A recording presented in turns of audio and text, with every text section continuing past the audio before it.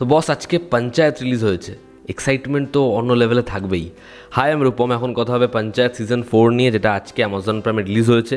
Total আছে 8 episode, যেখানে প্রত্যেকটা এপিসোডের ডিউরেশন মোটামুটি 35 থেকে 40 মিনিটের মধ্যে, যেরকম বাদবাকি সিজনগুলো হয়ে থাকে। তো কেমন হলো সিজন 4? আমরা যারা টিভিএফের অডিয়েন্স, যারা পঞ্চায়েতের অডিয়েন্স মূলত, তারা ভীষণ ভীষণ এক্সাইটেড।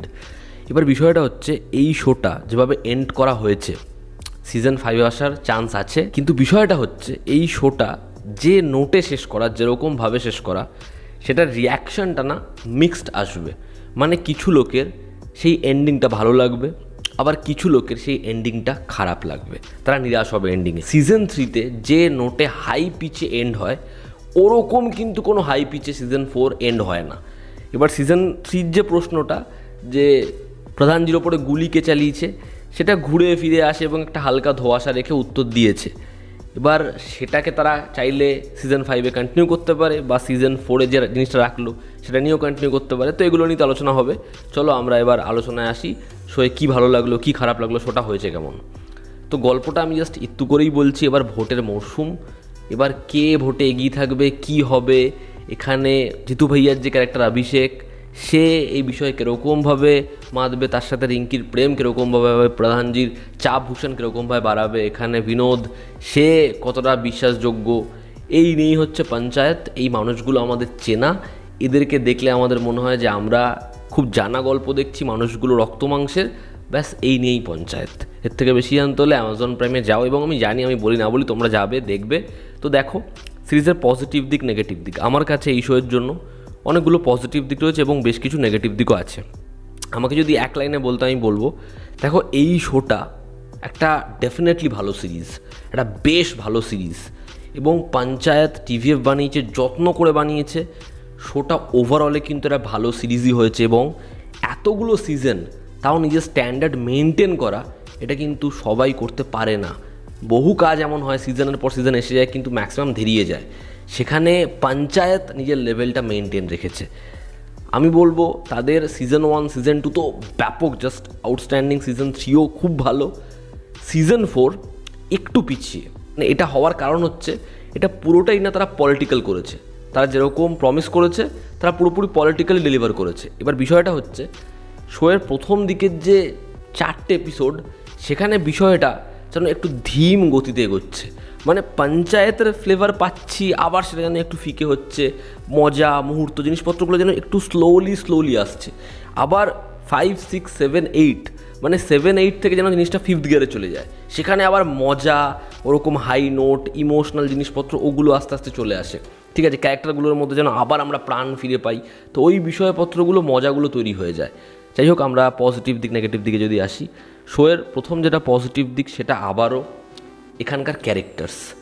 প্রত্যেকটা চরিত্র অপূর্বভাবে কন্টিনিউ করা হয়েছে। তবে আমি শুরুতেই বলতে চাই, বিনোদকে তারা না আর ট্রুপ হিসেবে ব্যবহার করেনি। বিনোদের একটা জায়গা রয়েছে, আমি তোমাদের জন্য কিছুই বলবো না, জাস্ট তোমরা খালি বিনোদের ওই পোর্শনটা মনে রাখবে, যে কী দারুণ চরিত্রটা, জাস্ট ফাটিয়ে দিয়েছে সে। পারফরমেন্স দারুণ, এবং চরিত্রটা লেখাও কিন্তু খুব খুব ভালো। এখানে দুটো ক্যারেক্টার রয়েছে, একটা হচ্ছে ওই বাচ্চাটা, এবং আরেকটা হচ্ছে নানাজি। খুব কম সময়ের জন্য আসে, কিন্তু মন জিতে নেবে, তোমাদের ভালো লাগবেই।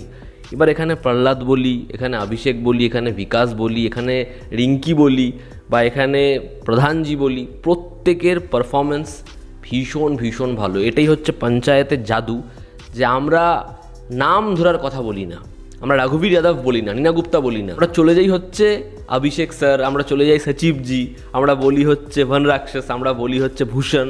তো এটাই হচ্ছে ক্যারেক্টারের জাদু, যে চরিত্রগুলো আমাদের মাথায় থাকে, নামগুলো হয়ে যায় চরিত্রগুলো। তা প্রত্যেকের পারফরমেন্স ব্যাপক।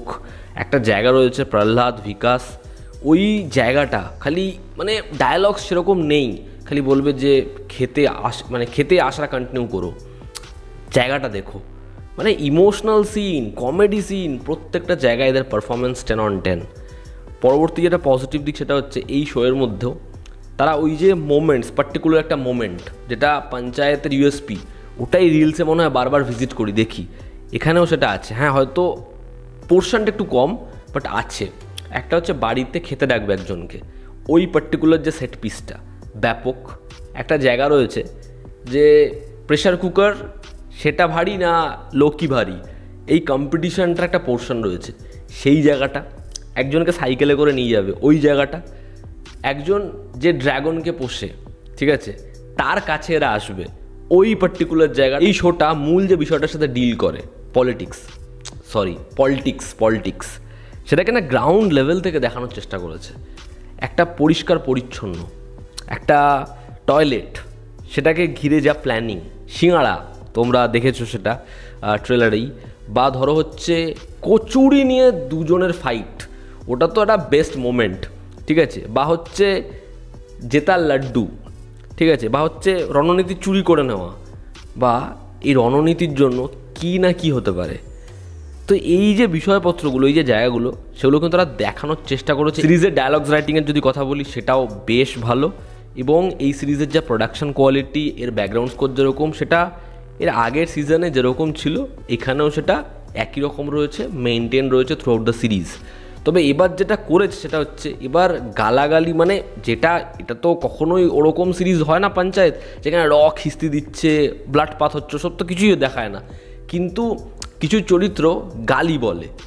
এবার তুমি সেটা শুনতেই পাবে না, মানে একটা হয়তো গালি বলবে গোটা সিরিজে, শুনতেই পারবে না। মানে বোঝা যাচ্ছে প্রাইম যেরকমভাবে ওই পাতাল লোক থেকে অনেক জিনিসপত্র বাদ দিয়ে দিয়েছে, এটার মধ্যে হয়তো তারা কিছু কাছি চালিয়েছে, বা তাদের হয়তো কিছু অবজেকশন ছিল। Last but not the list, finally প্রেমটা একটু এগিয়েছে। এবার যদি আমরা সিরিজের নেগেটিভ দিক বলি, এই শোয়ের প্রথম যেটা নেগেটিভ দিক মানে শুরুতে বললাম, এর প্রথম যে 4টে এপিসোড, সেখানে না শোটা একটু ঢিলে মনে হয়, ঠিক আছে। সেখানে এই কমেডি, এই মোমেন্টস, এই তর্ক বিতর্ক, দুই দলের মধ্যে দ্বন্দ্ব, সেগুলো না যেন একটু ধীম গতিতে এগোচ্ছে।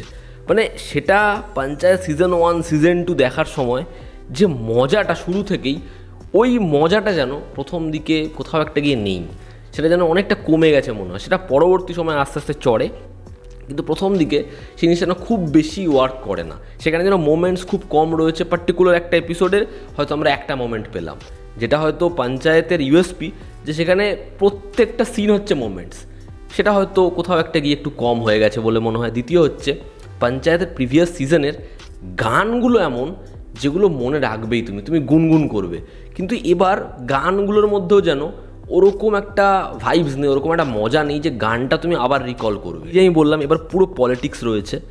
এবার এই পলিটিক্সটার কি ভালো দিক, তারা রিসার্চ করেছে, তারা পুরোপুরি জিনিসপত্রগুলোকে দেখিয়েছে, খুব ভালো, সেটা একটা ভালো দিক ডেফিনেটলি অনেকটা রয়েছে।